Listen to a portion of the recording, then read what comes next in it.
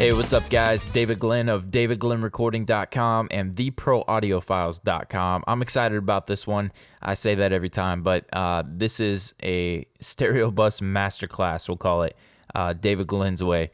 This is not for everybody. My walkthrough, I've done it a little bit before, but I've got a few updates to it, so I'm going to kind of walk you through. I get asked this more than any other question. Hey, what about your two bus, your stereo bus? And I say it openly. I mix into a crazy two bus, and I'm gonna walk you through it. I'm gonna bypass some plugs, let you hear it. I'm gonna explain it, and you guys can make up your minds if you like it. If not, I don't care. It's totally cool. Find your own way, go your own way, and if you do, great. I hope that it inspires you to give it a shot. I love what it does for me, and I get some great results, in my opinion. So moving on from there, this is a taste thing. So jumping in, I'm going to hit play, and then I'm going to bypass and show you a walkthrough. But I'm not just going to bypass. I'm going to try to explain why I'm using it and what I'm using it for. So here we go. I'm going to hit play.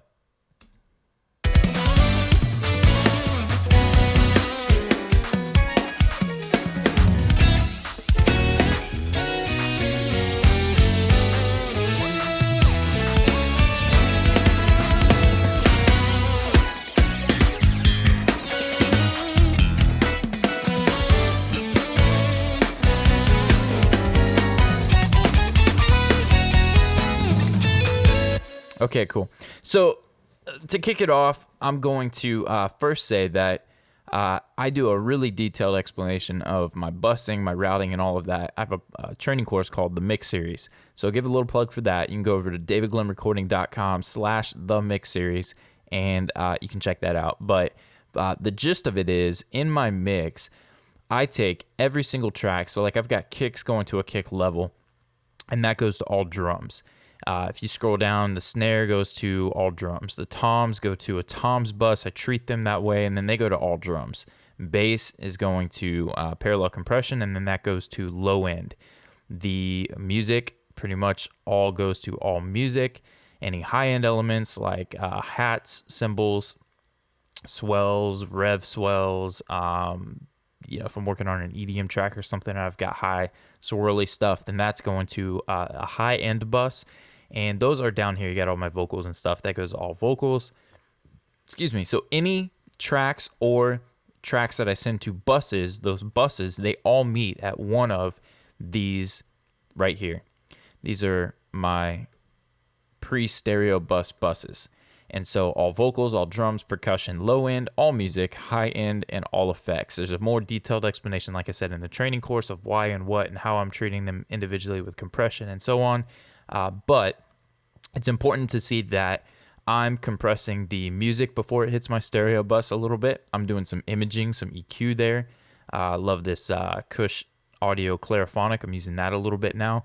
The Slate virtual bus compressors. I've got the FG Red on my drums. Sometimes it's a Studer, sometimes it's both, sometimes the L2007. It depends. Anyways, this is where I've got control over those elements coming through before it hits my stereo bus, so that's worth mentioning. But then all of those hit the Submaster, which is my stereo bus, my two bus. Just a name I learned back, it was like Pro Tools 5 expert certification deal that I did, Pro Tools 6 maybe. Okay, moving on. This video, the stereo bus masterclass, I'm going to put that over here for a second, and I'm going to pull open, actually that is the first one in the chain. So this song is a live gospel track from the artist Javis Mays. The song's called Greater, produced by my really good friend David Outing. Super stoked to be working on their record. We're doing incredible stuff. Really proud about the teamwork that we've got going on, the collaboration. I'm kicking it off. Why I say that is because we've referenced some mixes by my new friend, and super excited to be connected with Salvo out of Nashville. And he's mixed for Israel. You Pensados fans, he's Israel. I say it wrong every time, but Israel Houghton, I believe, performed on the Pensado Awards with Matt Maurer and Aaron Lindsay back on the keys. So shout out to those guys. Great stuff coming out of their camp. But we referenced mixes by Salvo, produced by Aaron Lindsay.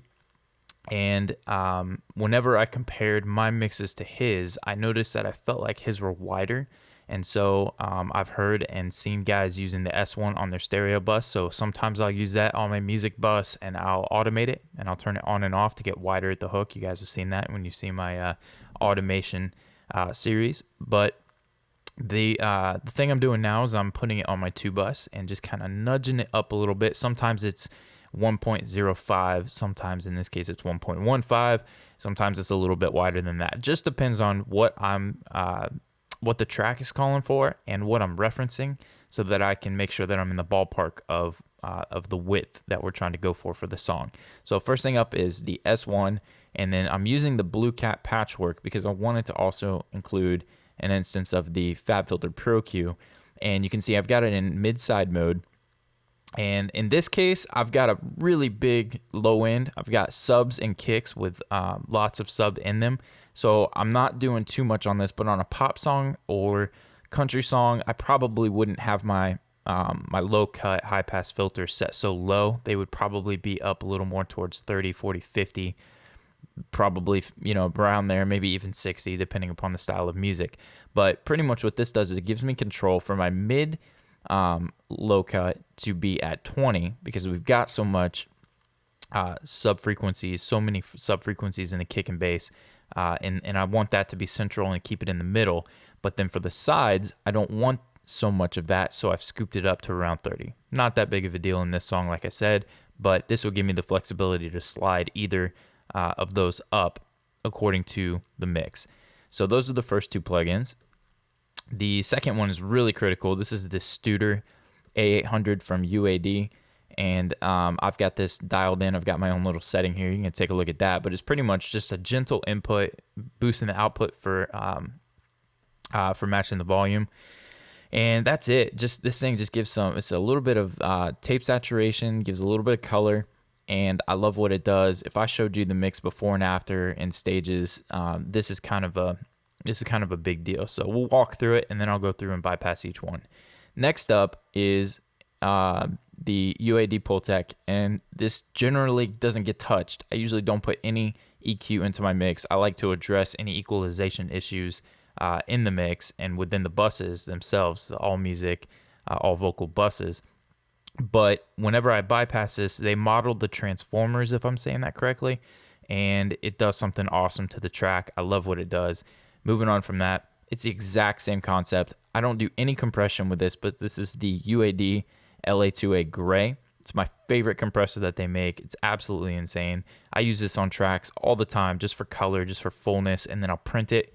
I do a pre-mixing session where I do some editing on drums, auto-aligning of the phase, and that kind of stuff. And this would be this and the Studer would be something I would process to those tracks before I pull them into a mixing session. I put it on the 2 bus. Almost always leave it on. I love it. There's no compression. I just make sure that I'm careful about how much gain. Gives it a little color, and I like what it does. It warms it up, fills it up, and it's beautiful. Goes without mentioning that I've got the Slate VBC. How I've got it is the FG Gray, the SSL emulation up top, and that has no compression. That's ratio is set to 1, so there's nothing happening. It's simply for color. It does a great job at what it does. I use it for compression, like I said, in the all music. So again, none of these so far are really doing too much compression. It's just the Studer hitting it a little bit for that saturation. From there, I do use the Mu, the FG Mu, for compression, but I'm barely kissing the needle, as you'll see in a minute. And I dial that in. I'll crank the threshold so that I can really see some compression happening. Dial in the attack and release. I do use the high pass filter, and I set that to like 85, between 75 and 100 usually. And then I back that down to where it just kind of kisses the needle a little bit. But I'll bypass that, and again, you'll see a huge difference. Conceptually moving on, I use Ozone. This is probably where we get this EQ. I just pulled up in a preset Dave Pensado mentioned. I like what it did. If I bypass it, I miss it, so I leave it on. I mix into all of these. That goes without, I have to say that. I mix into everything here from the very beginning. These are not things that I kind of bypass and then pull in as I'm mixing. These are in place from the beginning. I mix into it, love it, saves me some time, and I like what I get from it. The same thing with this harmonic exciter. I'm 100% in the box, so I like what these do. Not much to explain there, but I've got the oversampling on, and I'll play with that from time to time. But for the most part, this stuff stays put. This is where things get really, you have to pay attention to. The beginning of my mix, I will throw the threshold all the way up on my multiband here. I'll do a rough, kind of get things where I like them with levels that, where I like it, where I feel comfortable.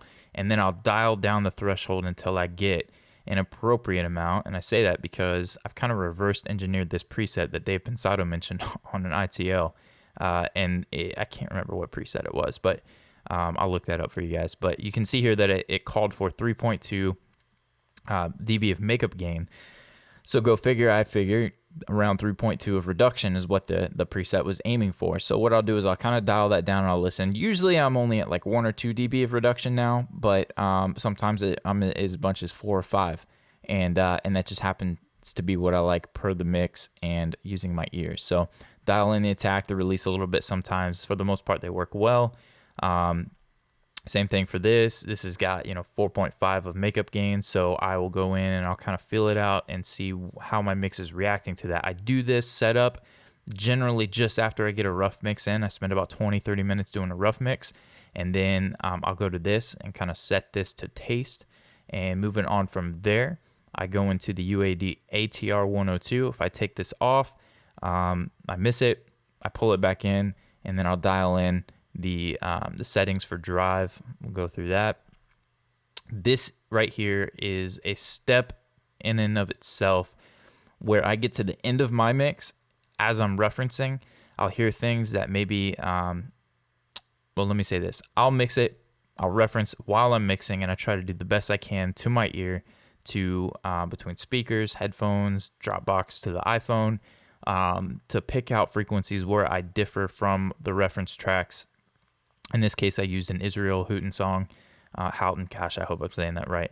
I'm butchering his name. I always do. But I'm referencing, I'm tweaking the mix, I'm referencing, tweaking the mix all day, all kinds of stuff to that. And then at the end of the process, when I'm getting towards the end of my mix and I'm happy with it, what I'll do is I'll pull open the Ozone and I'll do the snapshot EQ. So I come over here, take a snapshot of his song. In this case, I use his song called Jesus the Same.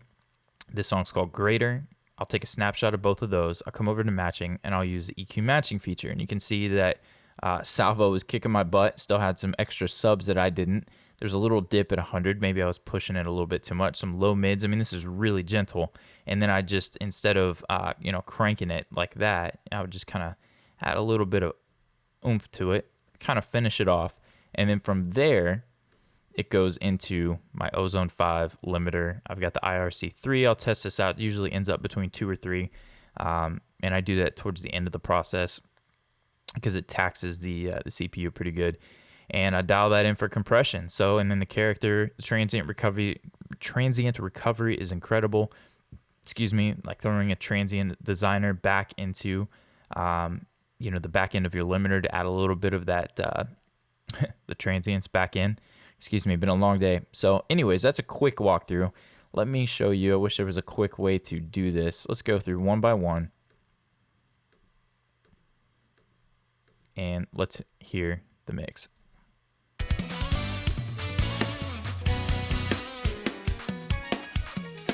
So let's instantiate the widener.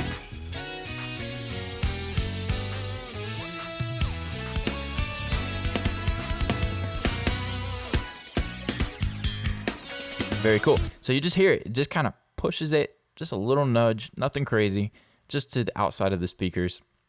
Moving on, let's hear the A800. And I'm going to try to follow my buddy Bill Kamak over at Pensado Students, Pensadia. He mentioned in a thread about not breaking the, if I hit play and then say, here's on, and then here's bypass, I'm telling you, that's triggering our brains to look for something different. So instead, I'm going to try to follow his advice, and I'm going to hit play. And then so you got to look when I'm bypassing it at the, so you can hear the difference yourself without me telling you, hey, this is different. So let's give this a shot. Here's without the Studer.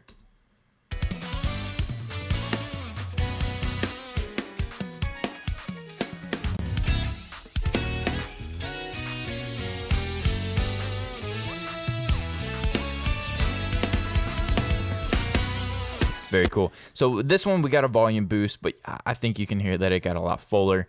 It gave it some balls. It gave it some oomph.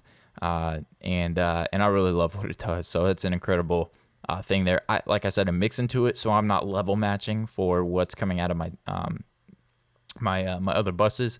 But that's doing something great. Now let's hear the Pultec, UAD Pultec.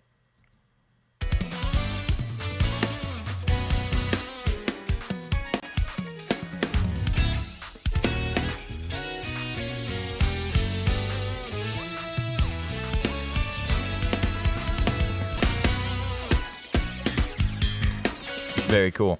I think you hear that. I hear it. I think it's incredible, and it's even going to get better. Watch this. What happens when we unbypass the UAD LA2AG, the gray.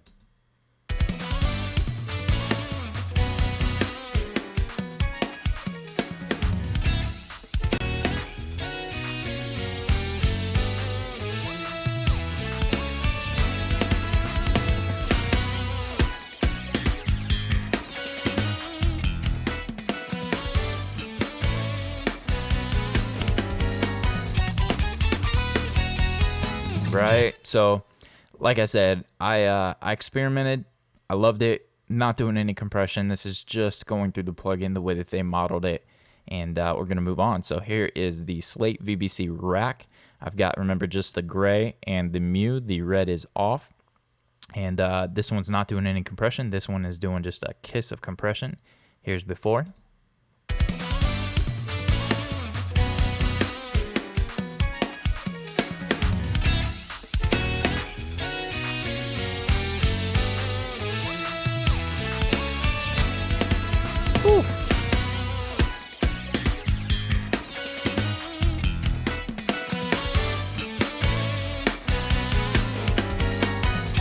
Yeah, so you hear the upper mids, they come just to life. Everything just gets clearer. Everything just gets beautiful, and I love what that's doing. So again, you can saw. I don't even think the needle was moving on that one. Moving on to Ozone. This is going to be a pretty big difference as well. We'll leave it off and bring it in.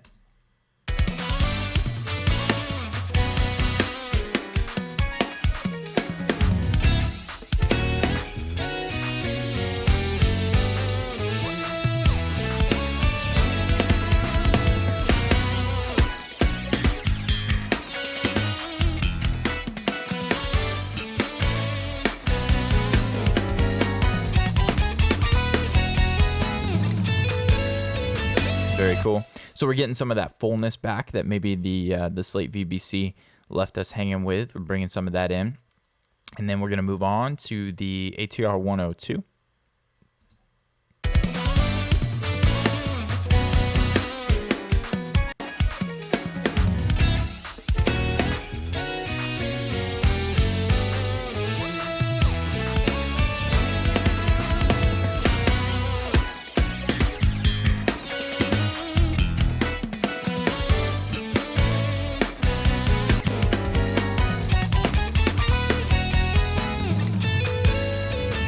So this one for me is giving, obviously the tape effect. It's giving the nice Ampex beautiful color. I'm in love with what UAD have done with their plugs. But for me, it kind of levels things off a little bit. It compresses it to just, tames things. It helps bring up some level on some things, knock down a little bit of the kick and bass from being too powerful and in the middle. I think it's doing a great job. I think it fits with the sound, with the direction of having a finished master. That's probably worth saying. I master all my own songs, and this is pretty much how I do it. Very rarely do I pull it into another session where I'm triggering it there. This is my mastering chain. This is what I'm doing. My clients have gone to me for mixes and masters. That's how it's worked. I think one song of the last 3 years has been sent out to a proper mastering engineer. And I'm not saying do it this way, change everything you're doing, stop using mastering engineers. I think mastering engineers serve a great purpose. I think that there's an incredible role there for them. I just think that for me personally, the role of a modern mastering engineer to take on things like multiband compression and the EQ and all that kind of stuff, I want to be responsible for that. I want to learn. I don't want to have a crutch in a mastering engineer. I want to learn and give the best darn mix that I can possibly give, mastered or not, ready for iTunes. And for people, especially my clients who are not, major label clients, going to, the top mastering engineers at Sterling Sound or Bob Boyd or whoever, Chris Athens, give a shout out to him. My clients aren't going to those guys. So I'm what they have, and I've learned to do a good job. And I feel like this 2-bus helps me to save time a little bit, as well as give a great result by applying these techniques the way that I have. You saw the mastering. You saw the EQ matching that I did, this Ozone 5. Let's do a before and after of this one.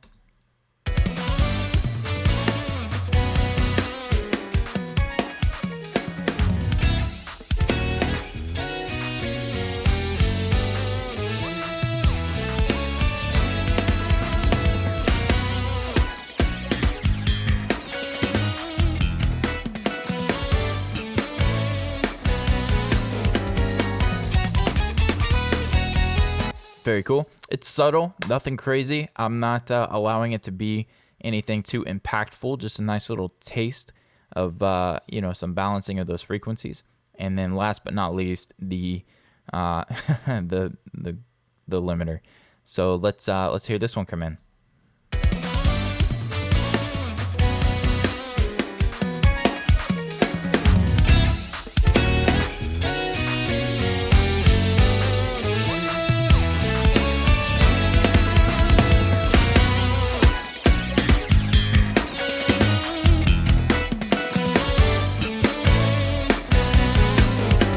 Okay, cool. You saw me move my mouse over the gain reduction meter, telling you how much reduction was going on there, because when I reference, I'm hearing what I need to hear. I'm not necessarily paying attention to that, and then looking at it is kind of frightening.